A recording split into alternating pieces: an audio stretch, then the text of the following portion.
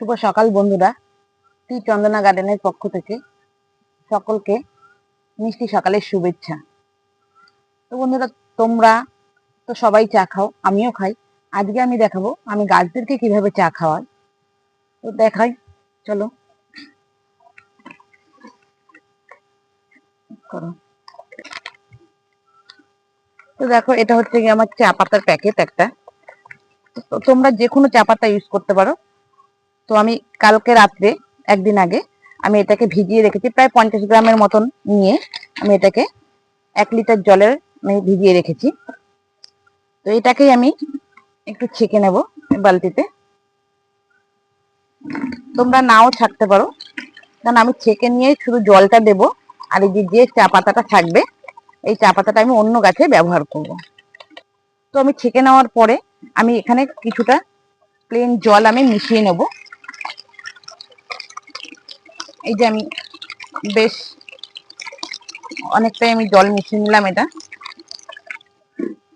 জল মিশিয়ে নেওয়ার পরে আমি এটাকে পাশে রেখে দিই। এবার আমি দেখবো গোলাপ গাছগুলোকে। যেহেতু গোলাপ গাছ, দেখো এটা অক্টোবর নভেম্বরেই ফুল হয়। তো ফুলগুলো দেখো সব শুকিয়ে গেছে, আলা ডাল বেরিয়েছে অনেক। তো আমি সেই গাছটাকে আমি শুকনো ফুলগুলো এবং পাতাগুলো, মরা পাতাগুলো আমি সব কেটে কেটে বাদ দেবো। আর এই যে দেখছো যে গাছের নিচ দিয়ে যে আলা ডাল, এগুলোকে বলে আলা ডাল, এগুলো আমি কেটে দেবো। তো এগুলো তো ফুলও হবে না, এগুলো কেটে আমি ফেলে দেবো।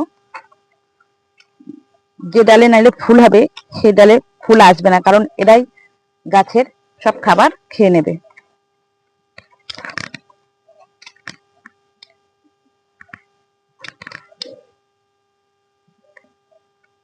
তো দেখো, এখান থেকে অনেকগুলোই আলাদা ডাল বেরিয়েছে।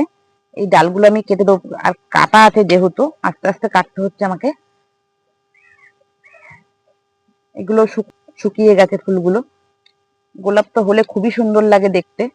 তো এখানে আমার অনেক রকমের কালার ছিল ফুলগুলো। এবার আমি এই টবের এই নিচটা পরিষ্কার করে দেবো। এখানে অনেক ঘাস পাতা হয়ে গেছে। হয়ে যাওয়ার পরে আমি এটাকে, মাটিটা যেহেতু শক্ত হয়ে গেছে বলে আমি একটু খুঁচিয়ে দেবো।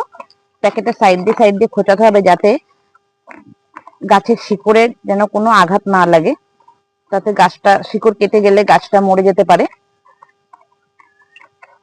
দেখো আমি খুঁচিয়ে নিয়েছি, গাছটা গোড়াটা পরিষ্কার করে নিয়েছি। যে পরিষ্কার করে নেওয়ার পরে আমি যে চা পাতা জলটা যেটা ছেঁকে রেখেছিলাম